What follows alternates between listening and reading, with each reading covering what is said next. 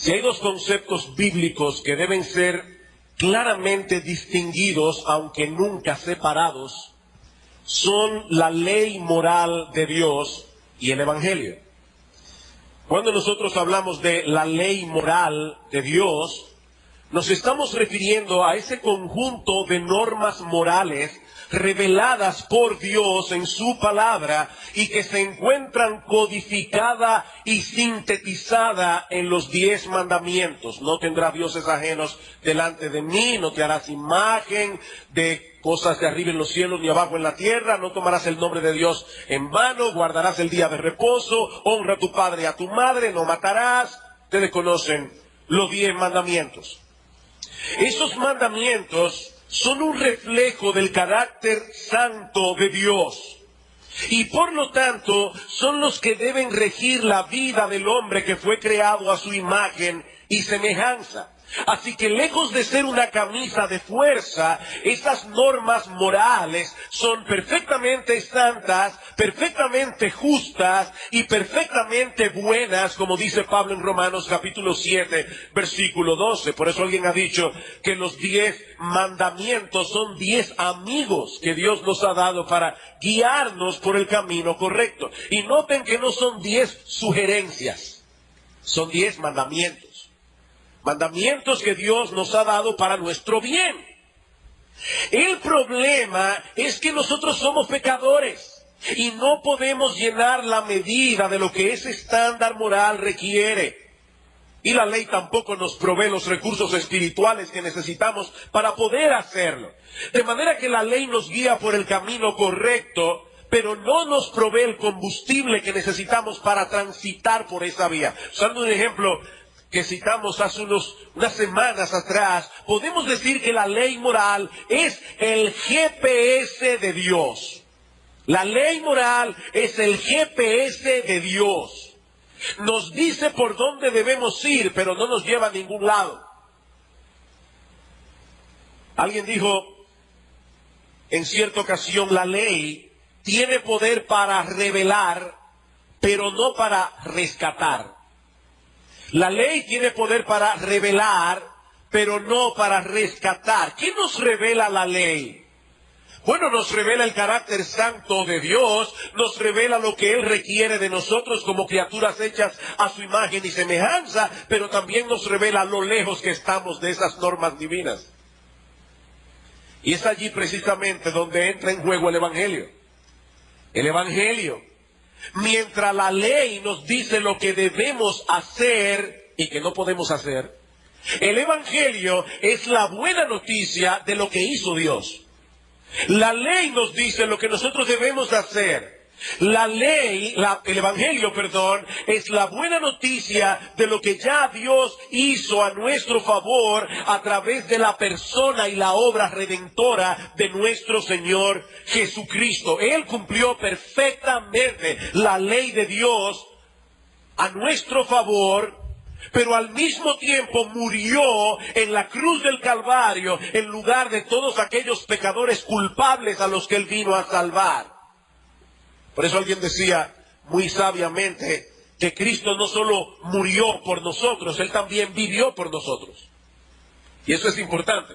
Cristo no solo murió por nosotros, Él vivió por nosotros. La vida perfecta de Cristo durante toda su vida terrenal fue de una obediencia perfecta a la ley de Dios en todos sus acápites. Y cuando nosotros nos convertimos a Cristo, esa justicia perfecta de Cristo es puesta en nuestra cuenta por medio de la fe. Esa es la buena noticia del Evangelio. Y en base a esa obra de redención, ahora el Evangelio anuncia salvación completa y, óyeme bien, mi amigo, gratuita. Para todo aquel que cree, no para todo aquel que trata de obedecer los 10 mandamientos. No, no es así que nadie se va a salvar. Nadie va a llegar al cielo por querer guardar los 10 mandamientos. Eso es sencillamente imposible.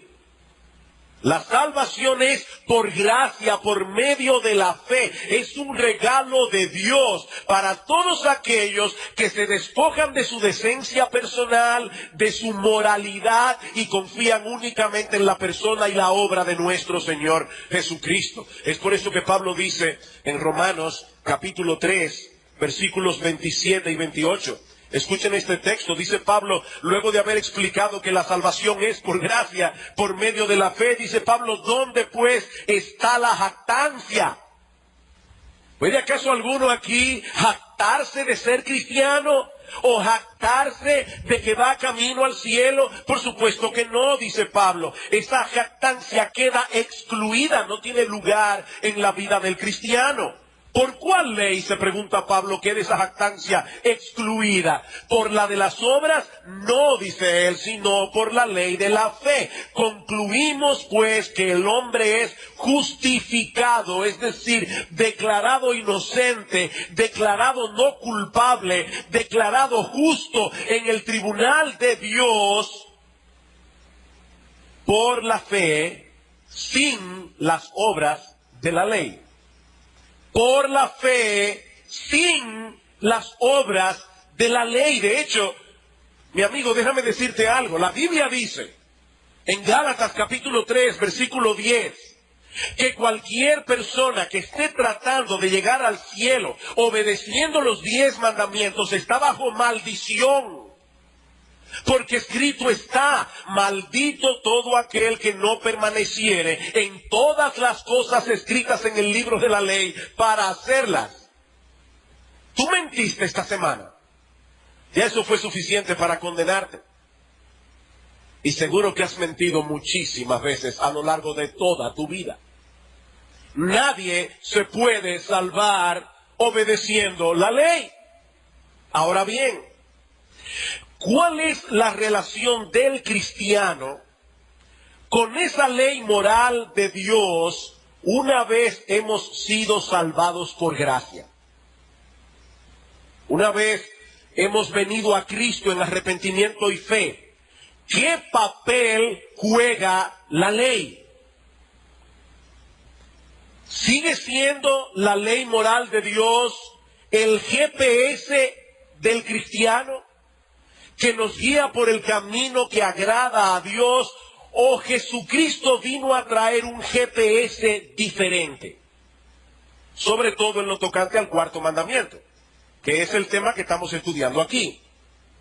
Bien, para responder esta pregunta, lo primero que vamos a hacer en esta mañana es ubicar el ministerio y la obra de Cristo en el contexto del nuevo pacto, para luego ver ¿qué papel juega el cuarto mandamiento en la obra redentora de Cristo? Vayamos por un momento a Jeremías capítulo 31. Libro del profeta Jeremías capítulo 31. Jeremías capítulo 31, versículos 31 al 34. Dice así la palabra de Dios. He aquí que vienen días, dice Jehová, en los cuales haré nuevo pacto con la casa de Israel y con la casa de Judá. No como el pacto que hice con sus padres el día que tomé su mano para sacarlos de la tierra de Egipto, porque ellos invalidaron mi pacto, aunque fui yo un marido para ellos, dice Jehová. Pero este es el pacto que haré con la casa de Israel después de aquellos días. Daré mi ley en su mente y la escribiré en su corazón, y yo seré a ellos por Dios y ellos me serán por pueblo. Y no enseñará más ninguno a su prójimo, ni ninguno a su hermano, diciendo, conoce a Jehová, porque todos me conocerán. Es decir, todos los que estén incluidos dentro de ese nuevo pacto, desde el más pequeño de ellos hasta el más grande, dice Jehová, porque perdonaré la maldad de ellos y no me acordaré más de su pecado. A través de la historia de la redención, Dios se ha relacionado con el hombre a través de pactos. De ahí la importancia enorme que tiene este concepto si queremos interpretar correctamente la palabra de Dios. Ahora, cuando nosotros mencionamos la palabra pacto en el día de hoy, de inmediato solemos pensar en una especie de acuerdo entre dos o más personas. Por ejemplo, recientemente hubo un pacto político entre dos precandidatos de uno de los partidos mayoritarios de República Dominicana. Se reunieron en un lugar y acordaron ciertas cosas. Así que en la mente de la mayoría, y si se cumple o no el pacto, y eso es otra cosa, pero en la mente de la mayoría, un pacto es un acuerdo al que llegan dos o más personas. Esto es lo que te corresponde a ti en el pacto, esto es lo que me corresponde a mí.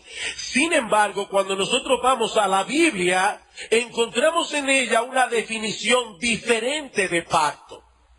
La Biblia le llama pacto a una promesa sobre la cual se interpone un juramento.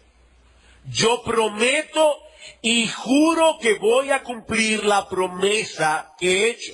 Yo no tengo el tiempo para demostrar ampliamente en la Biblia que esa es la definición bíblica de pacto, pero les pido solamente que vayan conmigo a Hebreos capítulo 6, dejando su dedo en Jeremías 31.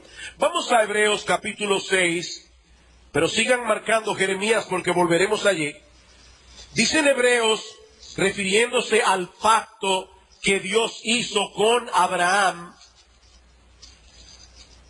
versículo 13, dice, porque cuando Dios hizo la promesa a Abraham, no pudiendo jurar por otro mayor, juró por sí mismo. ¿Ven ustedes allí las dos palabras claves del pacto, promesa y juramento?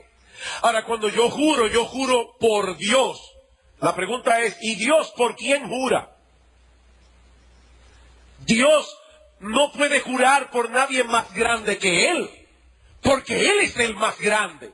Así que dice la Biblia que cuando Dios entró en pacto con Abraham, le hizo una promesa y juró por sí mismo. Dios juró por sí mismo, no pudiendo jurar por otro mayor, diciendo, versículo 14, de cierto te bendeciré con abundancia y te multiplicaré grandemente. Y habiendo esperado con paciencia, alcanzó la promesa, porque los hombres ciertamente juran por uno mayor que ellos. Y para ellos el fin de toda controversia es el juramento para confirmación.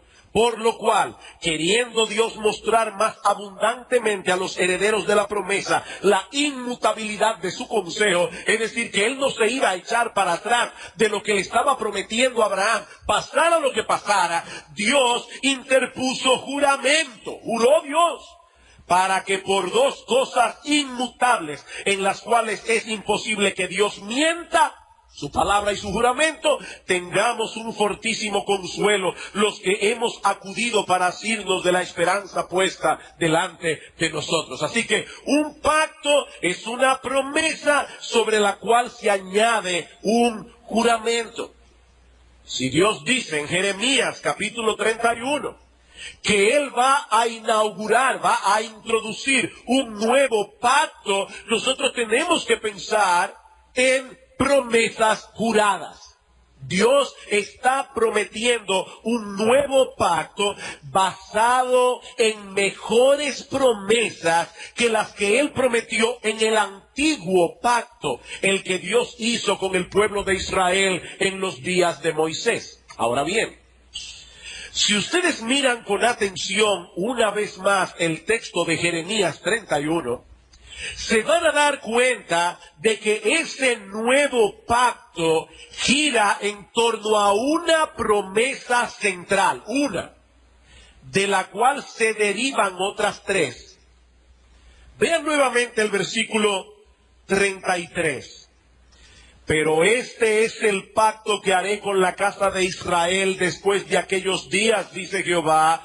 Daré mi ley en su mente y la escribiré en su corazón. Esa es una promesa. Yo seré a ellos por Dios y ellos me serán mi pueblo. Esa es otra promesa. Y no enseñará más ninguno a su prójimo, ni ninguno a su hermano diciendo conoce al Señor, porque todos me conocerán desde el más pequeño de ellos hasta el más grande, dice el Señor. Esa es otra promesa. En el pueblo de Israel, en el antiguo pacto, muchos judíos no conocían al Señor.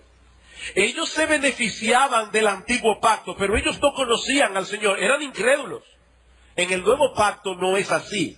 En el nuevo pacto, todos los que pertenecen al pueblo de Dios conocen al Señor, desde el más pequeño hasta el más grande. Pero ahora noten al final del versículo 34, porque perdonaré la maldad de ellos y no me acordaré más de sus pecados. Promesa, promesa, promesa, y ahora, ¿por qué se van a cumplir esas promesas? Porque Dios se va a olvidar de nuestros pecados, porque Dios hará una obra a través de la cual todos nuestros pecados serán borrados. Mis hermanos, yo vuelvo a repetir lo que decía hace un momento. Todo lo que la ley exige del hombre es santo, es justo, es bueno. Dios no es un matagozo cósmico que está en el cielo prohibiendo todo lo que nos gusta. No, Dios es un Padre amante que nos guía por el camino que nos conviene. Sin embargo, nosotros no podemos ni queremos obedecer esa ley porque somos pecadores. Así que el problema no está en la ley moral de Dios, el problema está en nuestros pecados. De hecho, noten que eso fue lo que hizo necesario que Dios introdujera un nuevo pacto. Versículo 31 otra vez. He aquí que vienen días, dice Jehová, en los cuales haré nuevo pacto con la casa de Israel y con la casa de Judá. No como el pacto que hice con sus padres, con Moisés, el día que tomé su mano para sacarlo de la tierra de Egipto. ¿Por qué? Porque ellos invalidaron mi pacto. Aunque fui yo un marido para ellos, dice el Señor. El antiguo pacto hizo evidente la impotencia del hombre para obedecer a Dios en sus propias fuerzas. En el mismo libro de Jeremías, él se pregunta, ¿mudará el etíope su piel y el leopardo sus manchas? ¿Ustedes creen, niños, que si ustedes van al zoológico y llevan una buena funda de ace y amansan al leopardo para que no les haga daño, ustedes comienzan a restregar las rayas que tiene el leopardo, ¿ustedes creen que el leopardo se va a volver blanco? No, de ninguna manera. Las manchas del leopardo no se pueden quitar, están adheridas a la piel, son parte de la piel. Y se pregunta a Dios, ¿mudará el etíope su piel y el leopardo sus manchas? Así también podréis vosotros hacer el bien, estando habituados a hacer el mal. El hombre no quiere ni puede obedecer a Dios. Pero en vez de dejarnos en esa condición tan deplorable, Dios promete hacer algo extraordinario. Llevar a cabo un plan de redención por medio del cual todos nuestros pecados sean perdonados. Y es interesante notar, obviamente yo no puedo hacer ese ejercicio hoy aquí, pero es interesante notar que en todo el libro de Jeremías, el pecado, esa palabra que está muy poco de moda en el día de hoy, excepto en los menús. O sea, cuando usted está a dieta dice, este chocolate es una tentación. Ya la tentación y el pecado se definen en torno a la dieta, no en torno a la ley moral de Dios. Pero en el libro de Jeremías, cuando ustedes ven cómo él define la palabra pecado, cómo él define la palabra iniquidad, otra palabra pasada de moda, se van a dar cuenta que todas las veces, vez tras vez, es en relación a los 10 mandamientos. Pecado es infracción de la ley. Cuando la Biblia dice que Dios perdonará nuestros pecados, ¿saben qué es lo que está diciendo? Que Dios va a perdonar todas las veces que nosotros hemos violado cualquier acápite de los 10 mandamientos. En cualquier forma.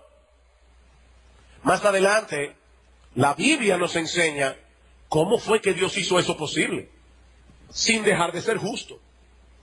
Porque no es tan sencillo para Dios como decir, yo me voy a hacer de la vista gorda, ven mi hijo, ven que yo no te voy a mandar al infierno. No, Dios no puede hacer eso, porque si lo hace, Él mismo estaría violando su ley.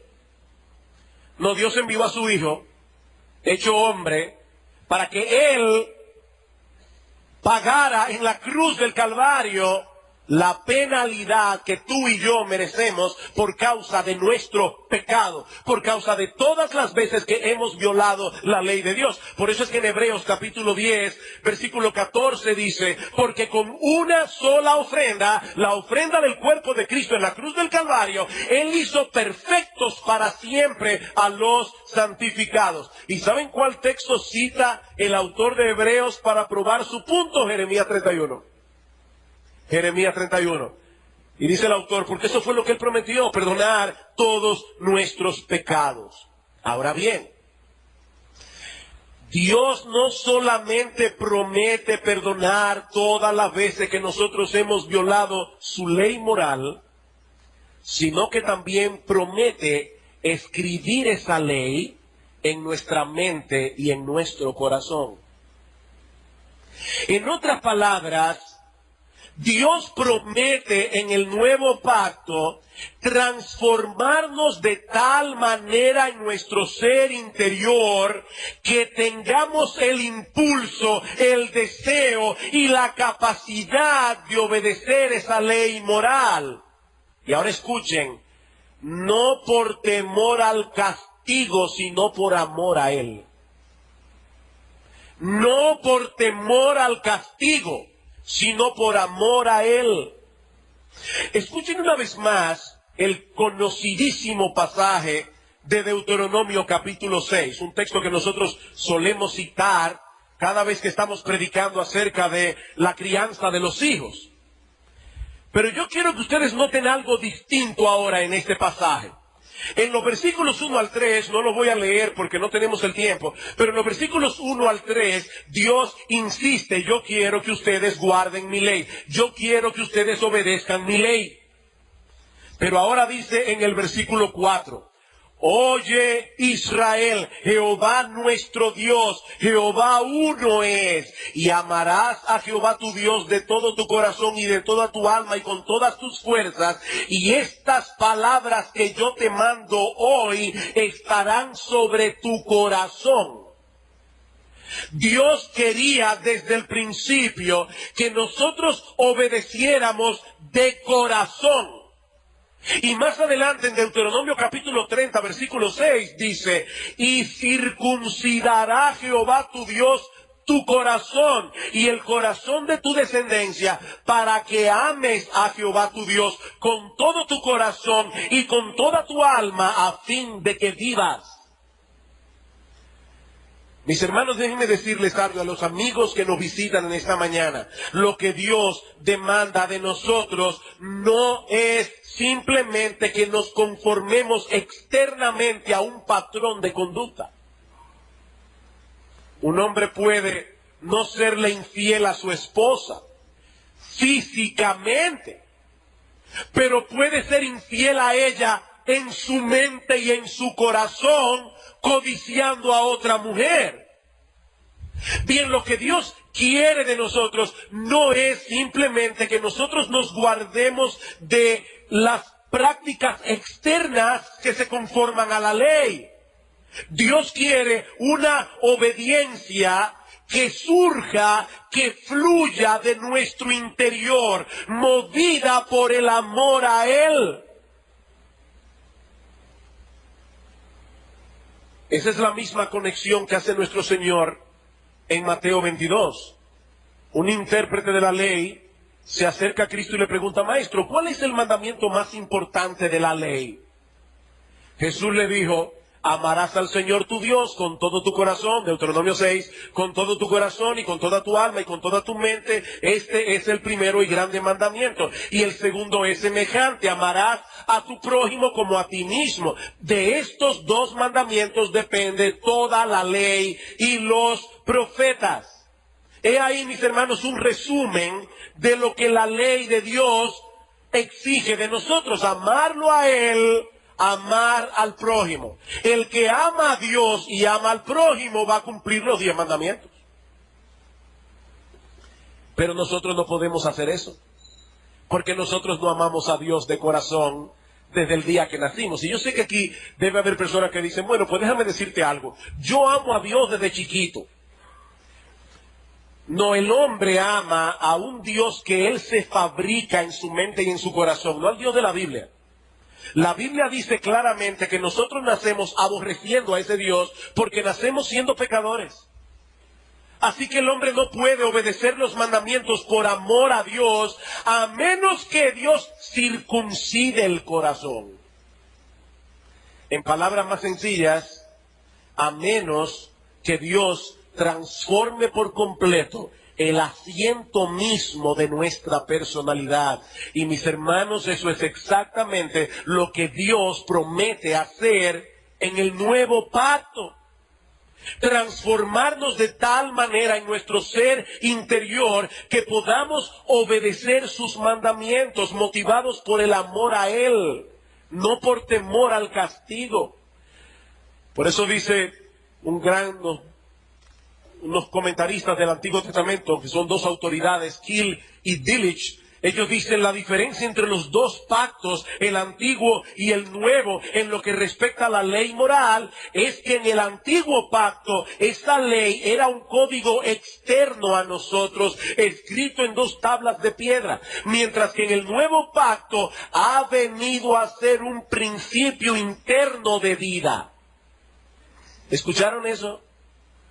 En el antiguo pacto eran dos tablas de piedra externas a nosotros que nos decían, esto es lo que tú tienes que hacer. Ahora Dios ha tomado esa ley y la ha escrito con su propio dedo en nuestro corazón para que venga a ser un principio interno de vida.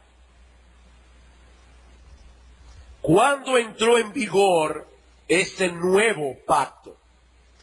Cuando nuestro Señor Jesucristo murió por nosotros en una cruz y resucitó al tercer día. La semana pasada, en la tarde, nosotros estábamos celebrando la cena del Señor. Y decíamos, nosotros celebramos esa cena porque Cristo lo mandó. En Lucas capítulo 22, versículo 20, cuando el Señor estaba instituyendo esa santa cena, Él dijo, esta copa es el nuevo pacto en mi sangre que por vosotros se derrama. Y el texto paralelo dice, sangre que fue derramada para perdón de nuestros pecados. ¿Ven la conexión ahí? Nuevo pacto, perdón de los pecados. Cristo murió en nuestro lugar en la cruz del Calvario para pagar nuestra deuda con la justicia divina y para hacer posible la transformación de todo nuestro ser de tal manera que ahora podamos amar a Dios y obedecer sus mandamientos tal como fue prometido en el nuevo pacto. Juan capítulo 14. Juan capítulo 14.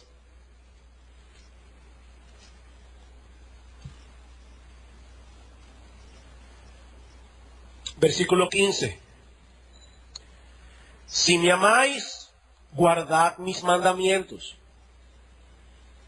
El amor a Dios no se define en la Biblia como un sentimiento místico, abstracto, etéreo. Dice Cristo, tú me amas, guarda mis mandamientos.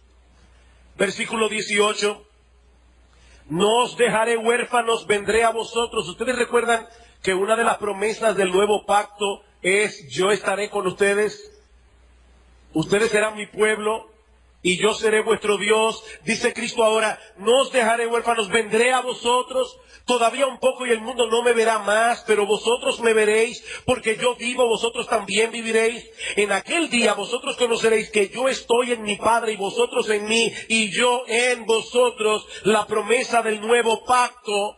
El que tiene mis mandamientos y los guarda, ese es el que me ama, y el que me ama será amado por mi Padre, y yo le amaré y me manifestaré a él. Le dijo Judas, no el Iscariote, Señor, ¿cómo es que te manifestarás a nosotros y no al mundo? Respondiendo Jesús le dijo, el que me ama mi palabra guardará, y mi Padre le amará, y vendremos a él y haremos morada con él. El que no me ama no guarda mis palabras, y la palabra que habéis oído no es mía, sino del Padre que me envió. Cristo no vino a traer un nuevo GPS. Dice Cristo claramente, esas palabras no son mías, son del Padre que me envió. Yo vine a hacer una obra de transformación en vuestros corazones para que ahora puedan con gusto, con gozo, con deleite obedecer mi voluntad. Por eso en Mateo 28, antes de partir al cielo, Cristo dijo: toda potestad me es dada en los cielos y en la tierra, por tanto id y haced discípulos a todas las naciones, bautizándolos en el nombre del Padre y del Hijo y del Espíritu Santo, y enseñándoles que guarden todas las cosas que yo os he mandado. Ven una vez más la presencia de Cristo y la ley escrita en el corazón. Ahora bien, ¿incluyó Jesús el cuarto mandamiento en ese GPS que Él puso en nuestra mente y en nuestro corazón? ¿O solo ratificó 9 de los 10 mandamientos? Algunos dicen que el GPS de Cristo no es otra cosa que su mandato a que nos amemos unos a otros. No el decálogo, el que nos amemos unos a otros. Pero eso no resuelve el problema. En Romanos capítulo 13, escuchen lo que dice el apóstol Pablo allí. Romanos capítulo 13, versículo 8. No debáis a nadie nada, sino el amaros unos a otros, porque el que ama al prójimo ha cumplido la ley. ¿Cuál ley? Porque no adulterarás, no matarás, no hurtarás, no dirás falso testimonio, no codiciarás.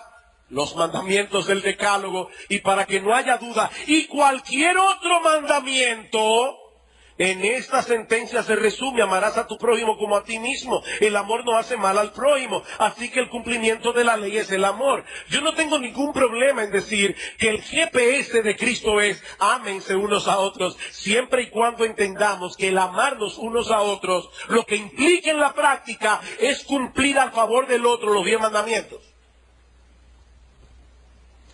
Eso me lleva a nuestro segundo encabezado: la enseñanza y comportamiento de Jesús en lo tocante al día de reposo.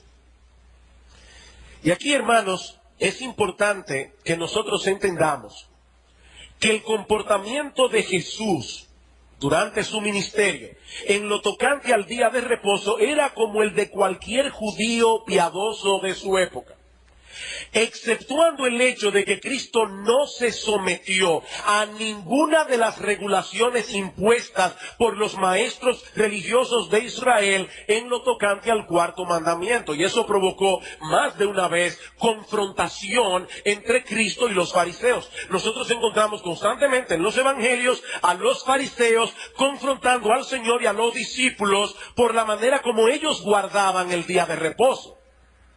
Sin embargo, mis hermanos, es importante insistir en que Cristo nunca violó ningún mandamiento del decálogo, porque de haberlo hecho ya no hubiese podido ser nuestro Salvador. Se trataba más bien de una confrontación entre Cristo y la tradición de los judíos. Tradiciones que fueron puestas por escrito en un libro conocido como la Mishnah, en donde los maestros religiosos de Israel establecían hasta en el más mínimo detalle la manera como los israelitas debían guardar el sábado. Si yo no recuerdo mal, la Mishnah contiene 24 capítulos solamente con respecto al día de reposo. Para que ustedes tengan una idea, Alfred Edersheim, que es un judío convertido al Señor, escribió lo siguiente acerca de lo que dice la Mishnah. Oigan esto, hermanos, sobre todo ustedes, hermanas. Una mujer no puede salir con adornos que pudiera quitarse en la calle, como una diadema, a menos que esté unida al sombrero. Porque si lleva a un arete que se lo puede quitar y está cargando algo, y eso estaba prohibido en el día de reposo, no llevarás carga ninguna. Tampoco puede llevar un collar o un anillo en la nariz, ni alfileres en el vestido. La razón de esta prohibición de ornamentos era que en su vanidad las mujeres podían quitárselo para mostrárselo a sus amigas. Y entonces, olvidándose del día, llevarlos en la mano, lo cual sería una carga. Las mujeres tienen prohibido también mirarse en el espejo en sábado, porque podrían descubrir una cana e intentar arrancársela, y eso sería un trabajo. O lo que sería peor, un pecado más grave, una mujer puede andar por su patio, pero no por la calle con una peluca, porque eso también sería una carga. De modo similar, un hombre no puede llevar calzado de madera con clavos o solo un zapato, porque eso implicaría trabajo. No es legal limpiar el fango de los zapatos, porque también sería un trabajo, con la excepción quizá de hacerlo con el reverso de un cuchillo. De modo similar, una persona podía ir con la oreja vendada, pero no con dientes postizos. Si se caía el vendaje de la oreja, no podía ser reemplazado. Esto era tan bárbaro que los rabinos hasta se llegaron a preguntar si era legítimo que un padre cargara a su hijo en sábado. Gracias al Señor llegaron a la conclusión de que sí. Aún en el caso supuesto, oigan esto, así lo dice la ley de ellos, no la de la Biblia, aún en el caso supuesto de que el niño tuviera una piedra en la mano, aún así. De manera que cuando los fariseos confrontaban a Cristo, no era porque hubiese violado la ley de Moisés, era por no adherirse a todas esas tradiciones humanas que ellos habían añadido a la ley. Vayan conmigo al Evangelio de Marcos, capítulo 2. Marcos, capítulo 2. Este es un texto clave en cuanto al tema que estamos tocando hoy aquí.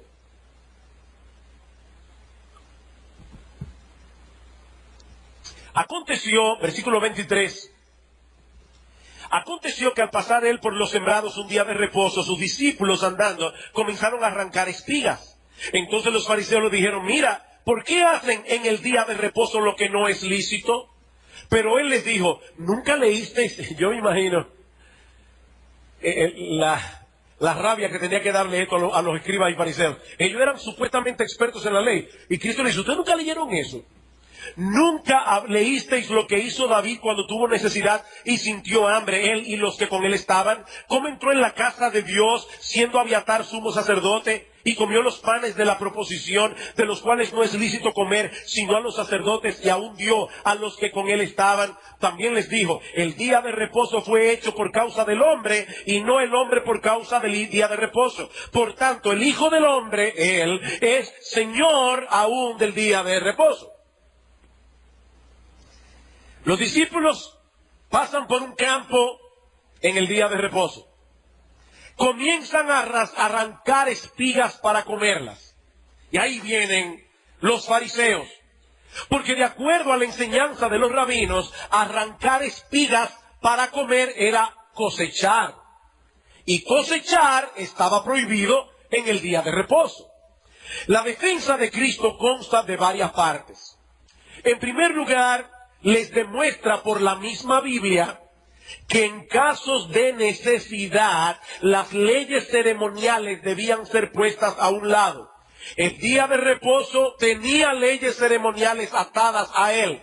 Y esas leyes ceremoniales, dice Cristo, pueden ser puestas a un lado cuando la vida de un hombre está en juego. Así que aunque fuese cierto que en la ley ceremonial se hubiese incluido un mandamiento específico con respecto a arrancar espigas y comérselas, lo cual no era cierto. Pero si fuera cierto, la vida de un hombre está por encima de esas ceremonias. Versículo 25. ¿Nunca leíste lo que hizo David cuando tuvo necesidad y sintió hambre? Y los que con él estaban, cómo entró en la casa de Dios, siendo Abiatar sumo sacerdote, y comió los panes de la proposición, de los cuales no es lícito comer, sino a los sacerdotes, y aún dio a los que con él estaban. La historia que cita el Señor aquí se encuentra en Primera de Samuel, capítulo 21, versículos 1 al 6. David está huyendo por su vida porque se enteró por Jonatán que su padre Saúl quería matarlo. Al tener que salir apresuradamente, junto con el pequeño grupo que le seguía, sale sin comida y sin armas para defenderse. En esa condición llegaron a la aldea de Nob, donde se encontraba sirviendo el sacerdote Abiatar. Pero la única comida disponible eran los panes que habían sido consagrados para la proposición. Y según la ley ceremonial, ese pan solo podía ser comido por los sacerdotes. Ese fue el problema que se presentó en el tiempo de David. ¿Qué hizo Abiatar? Dice en el versículo 6 de 1 Samuel 21, escuchen este detalle, que el sacerdote le dio el pan sagrado porque allí no había otro pan sino los panes de la proposición, los cuales habían sido quitados de la presencia de Jehová para poner panes calientes el día que aquellos fueron quitados. Este detalle que el texto incluye es sumamente importante. El pan de la proposición acababa de ser removido. Lo interesante es que eso solo ocurría en día de reposo. Así que debemos deducir por implicación que David estaba huyendo por su vida en sábado. Así que existe cierto paralelismo entre lo que ocurrió con David en aquella ocasión y lo que ocurrió con Cristo y sus discípulos en esta otra ocasión. Y si David pudo hacer en ese momento de verdadera necesidad uso de los panes sagrados, ¿cuánto más nuestro Señor Jesucristo? De manera que aunque fuese cierto que la ley prohibía que los discípulos del Señor arrancaran espigas para comer, lo cual, repito, no era cierto porque la ley no decía eso, aún así la acción del Señor estaría justificada. Pero hay algo más en este pasaje. El Señor continúa su defensa trayendo a colación el propósito por el cual Dios instituyó el día de reposo. Versículo 27. También les dijo, el día de reposo fue hecho por causa del hombre, no el hombre por causa del día de reposo. Los maestros religiosos de Israel habían transformado esta ordenanza en un tirano con un montón de exigencias y regulaciones. Pero eso no fue lo que el Señor intentó que fuese. El hombre como hombre necesita un día de reposo. Cristo nunca negó eso. No es el judío el que necesita apartar un día de cada 7, es el hombre. Esta ordenanza va a ser necesaria mientras el hombre sea hombre. Cuando lleguemos al cielo, nosotros vamos a gozar de un sabbat eterno. Pero mientras estemos aquí en la tierra, vamos a tener la necesidad de guardar ese reposo semanal. Pero el argumento más importante es el que Cristo trae a colación en el versículo 28. Por tanto, el Hijo del Hombre es Señor aún del día de reposo. ¿Por qué ese por tanto? O porque él acaba de decir que el día de reposo lo hizo Dios. ¿Y quién es Cristo? Dios hecho hombre.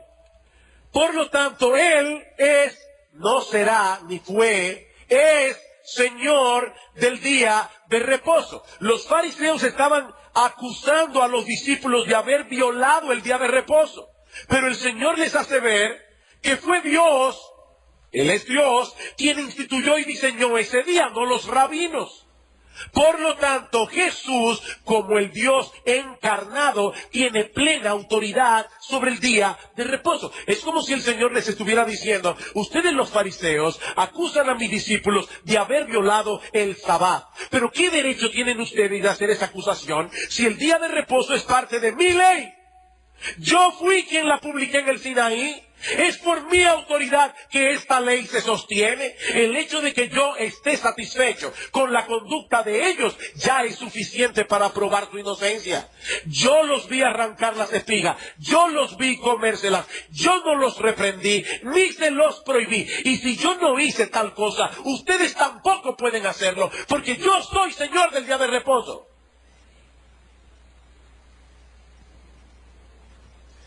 Un razonamiento similar es el que encontramos en Juan capítulo 5. Juan capítulo 5.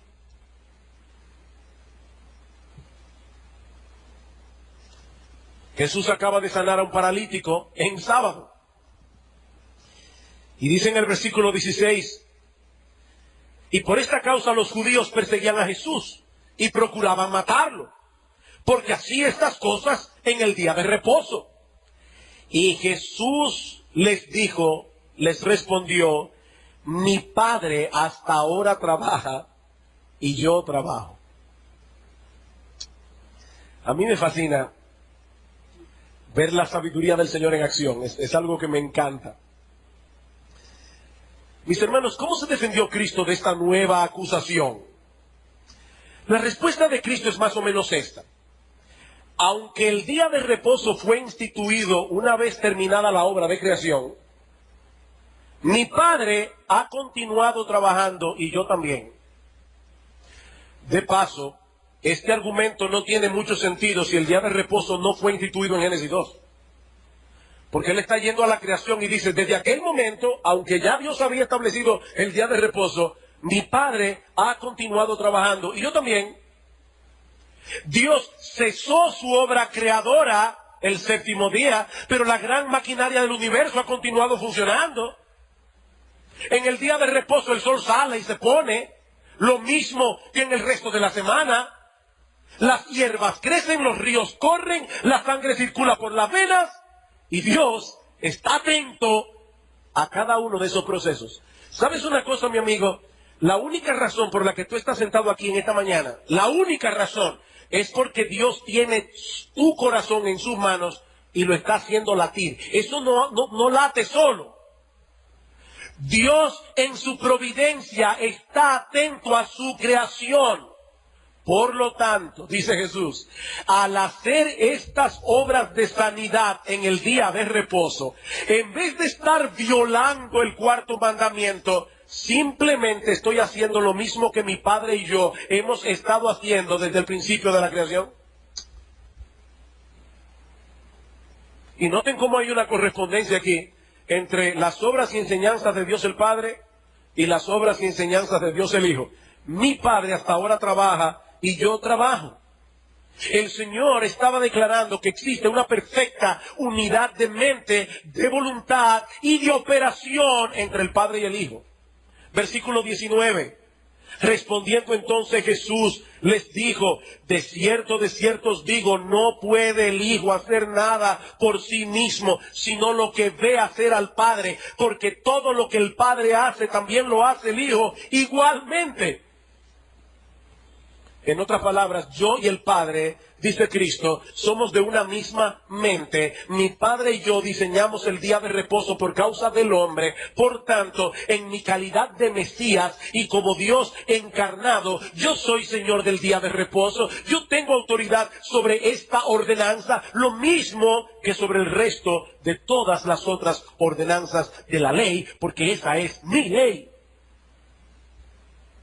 Hace unas semanas estaba discutiendo con un buen amigo mío, a quien quiero mucho, no es de aquí, de la iglesia. Estábamos discutiendo sobre la permanencia del decálogo. Y él, que no cree en la permanencia del decálogo, me dio este argumento. Me dice, mira, Sujel, la ley de Cristo y la ley mosaica, los 10 mandamientos, son muy similares. De hecho, tan similares que según este argumento solamente le falta el cuarto mandamiento. O sea, son 9 de 10. Yo te lo voy a poner de esta manera, me dice él a mí. Imagínate lo que sucedió en América cuando los peregrinos llegaron allí. Ellos todavía estaban bajo la corona inglesa hasta que vino la guerra de independencia. A partir de ese momento, los Estados Unidos de Norteamérica se independizaron de la monarquía inglesa. A partir de ese momento, los americanos estaban bajo la nueva ley promulgada en este nuevo país.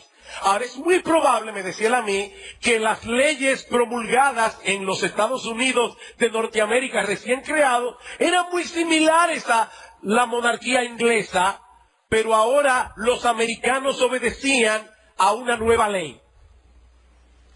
Y yo le decía, mire, ese argumento tuyo está fantástico, excepto por una cosa. Y es que cuando nosotros comparamos esa analogía con la Biblia, hay una enorme diferencia porque el monarca sigue siendo el mismo. El monarca sigue siendo el mismo. Porque Cristo es Dios hecho hombre. No es otro monarca. Mis hermanos, Jesús no tiene un carácter moral distinto del Padre. Y por lo tanto su ley moral no puede ser distinta a la ley moral que fue instituida en el antiguo pacto. De haber instituido una nueva ley moral, el Señor habría redefinido el pecado, porque el pecado es infracción de la ley. Pero Cristo no vino a redefinir el pecado. Cristo vino a morir en nuestro lugar por todas las veces que tú y yo violamos esa ley moral ya existente, resumida y codificada en los 10 mandamientos. Mateo capítulo 5.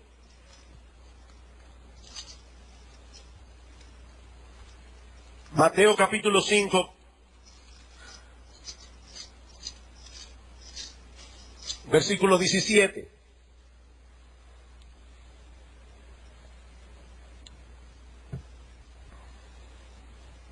Hermano, yo estoy consciente, créame, muy consciente de que este estudio o estos estudios que hemos estado llevando del Día del Señor ameritan un trabajo mental. Ustedes van a salir cansados de aquí, yo también. De hecho, más cansado porque ya me cansé en el resto de la semana tratando de poner esto en orden. Pero hermanos, esto es crucial. Esto es trascendental. Estamos hablando aquí de la manera como yo agrado a Dios, a mi Dios. ¿Qué dice Cristo en Mateo 5:17? No penséis que he venido para abrogar la ley o los profetas. Yo no he venido para abrogar, sino para cumplir. Porque de cierto os digo que hasta que pasen el cielo y la tierra, ni una jota ni una tilde pasará de la ley hasta que todo se haya cumplido. De manera que cualquiera que quebrante uno de estos mandamientos muy pequeños, y así enseña a los hombres, muy pequeño será llamado en el reino de los cielos. Mas cualquiera que los haga y los enseñe, este será llamado grande en el reino de los cielos. Porque os digo que si vuestra justicia no fuere mayor que la de los escribas y fariseos, no entraréis en el reino de los cielos. Este pasaje que yo acabo de leer en sí mismo amerita una serie de sermones solamente para explicar lo que dice ahí. Y yo no puedo hacer eso ahora. Pero al menos yo quiero que ustedes noten dos cosas que se hacen evidentes en el contexto. Por un lado, noten que el Señor se tomó la molestia de interpretar correctamente algunos mandamientos del Decálogo a partir del versículo 21. Dice, oísteis que fue dicho a los antiguos, no matarás. Eso lo dicen los 10 mandamientos. Y cualquiera que matare será culpable de juicio. No, ya eso no lo dicen los 10 mandamientos. Eso lo decían los rabinos. ¿Para qué? Para quitarle al sexto mandamiento la connotación interna y espiritual.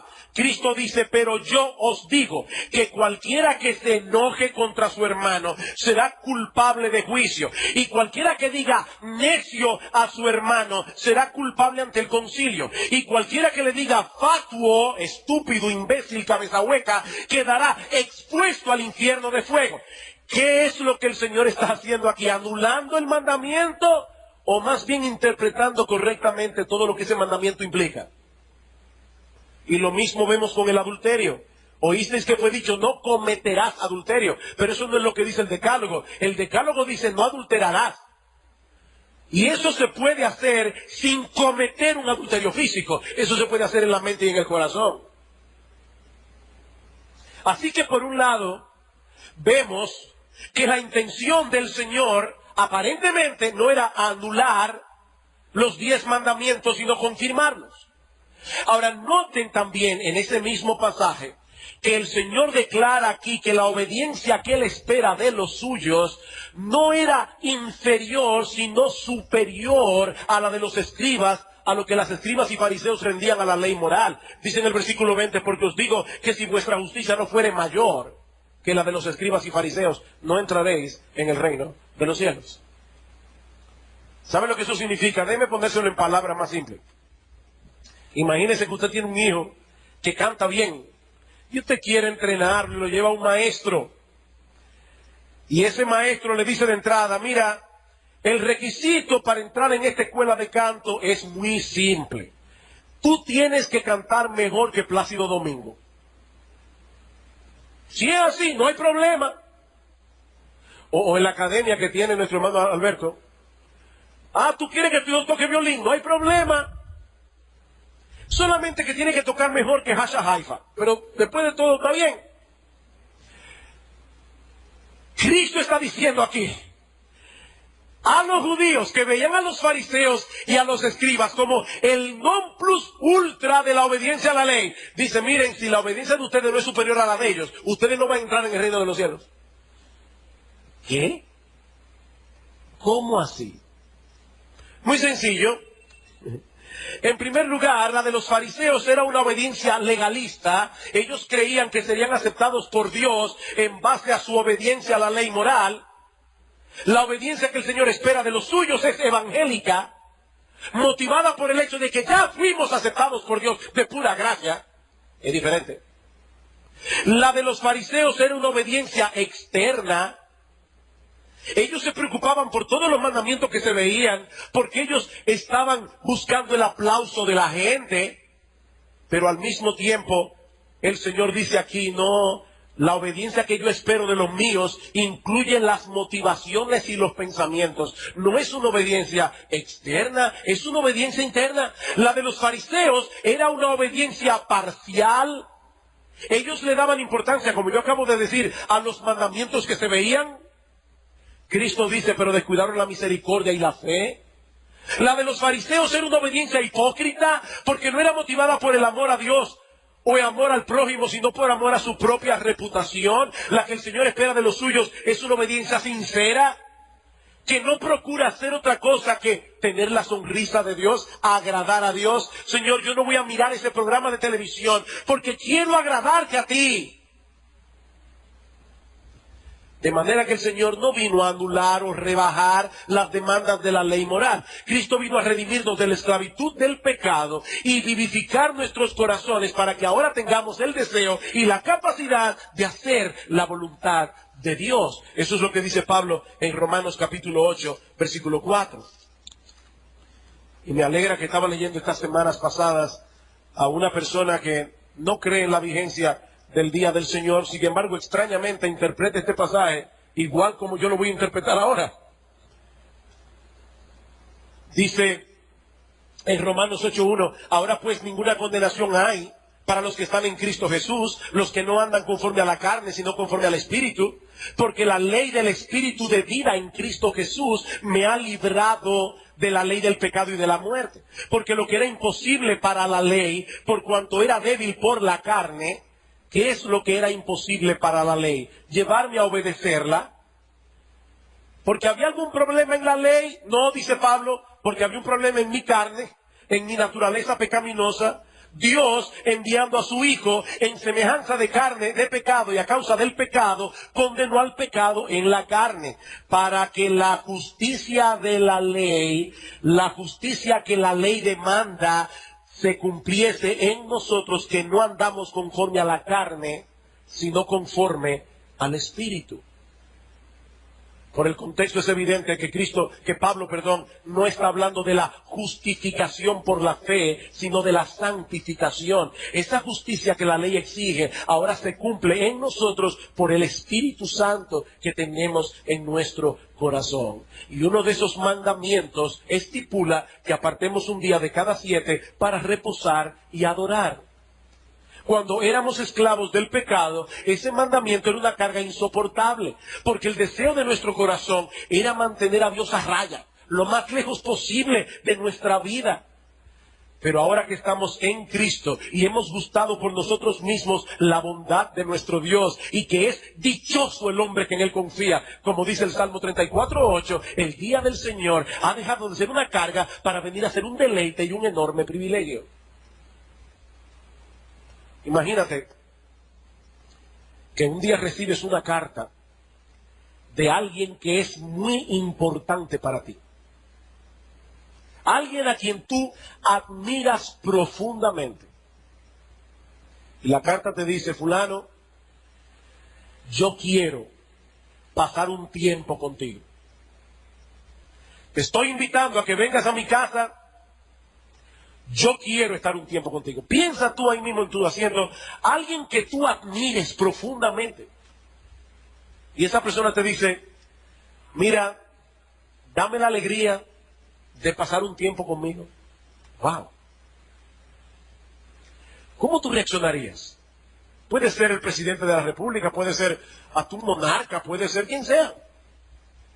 ¿Cómo tú reaccionarías a la invitación? Ustedes se imaginan al individuo diciendo: óyeme, qué problema. Yo que tenía ese tiempo apartado para... Y ahí por lo que tú quieras, jugar tenis, lavar la ropa, lo que tú quieras. ¿Tú reaccionarías así? Porque si es así, estás evidenciando que en realidad esa persona, después de todo, no era tan importante para ti. No era tan importante. Óyeme, esa persona te está diciendo: fulano, óyeme, tú puedes venir a mi casa, que yo quiero pasar tiempo contigo.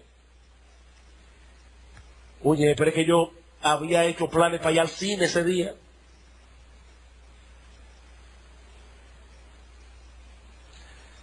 Mis hermanos, el Dios Todopoderoso, Creador de los cielos y de la tierra, Rey de reyes y Señor de señores, aquel que te amó de tal manera desde antes de la fundación del mundo, que te escogió para salvación y luego envió a su Hijo a morir por tus pecados, te está invitando a que te apartes de tus labores ordinarias para darle descanso a tu cuerpo y para tener comunión con Él, para recrear tu alma en su presencia. Esta tarde vamos a estudiar por qué el domingo y no el sábado.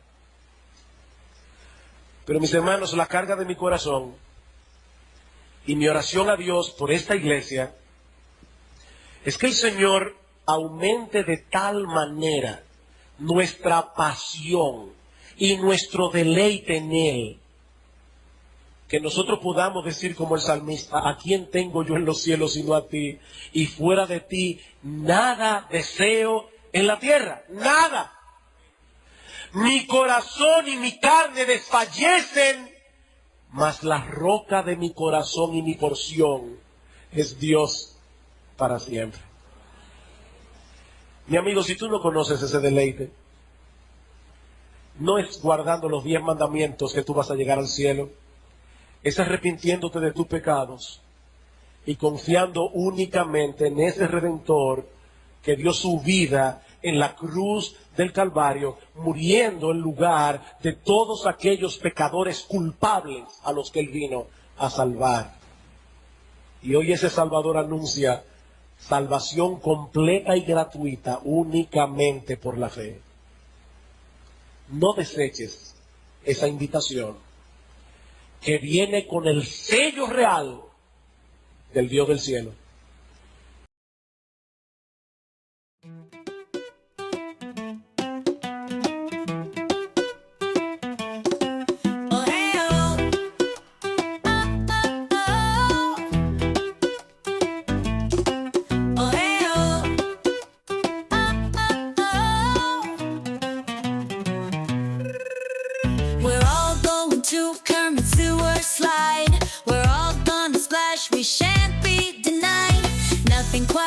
It's the ultimate ride, so join us to Kermit Sewer Slide. Oh hey oh,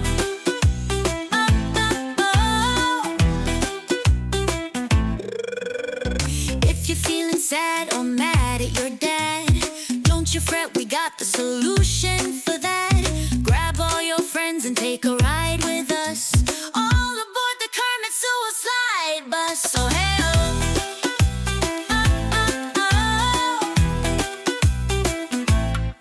oh hey oh,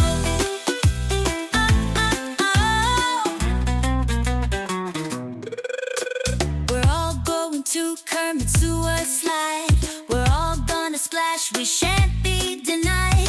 Nothing quite beats it, it's the ultimate ride. So join us to Kermit Sewer Slide. Oh hey oh,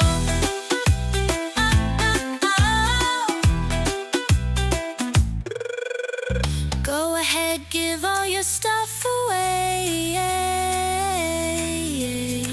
You won't need it anymore anyway. Because once you've taken the sewer slide route, never again will you cry, will you pout. Oh, hey, oh.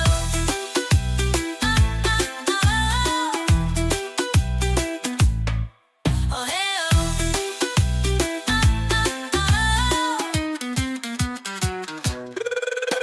We're all going to Kermit Sewer Slide.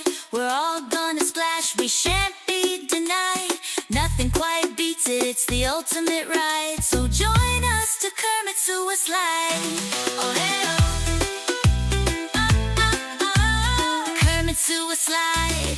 Just say yes. Kermit Sewer Slide. No regrets. Kermit Sewer Slide. It's out of sight. Kermit Sewer Slide. Is that a question? Heck yeah's the answer. We're all going to Kermit Sewer Slide. We're all gonna splash, we shan't be denied. Nothing quite beats it, it's the ultimate ride. So join us to Kermit Sewer Slide.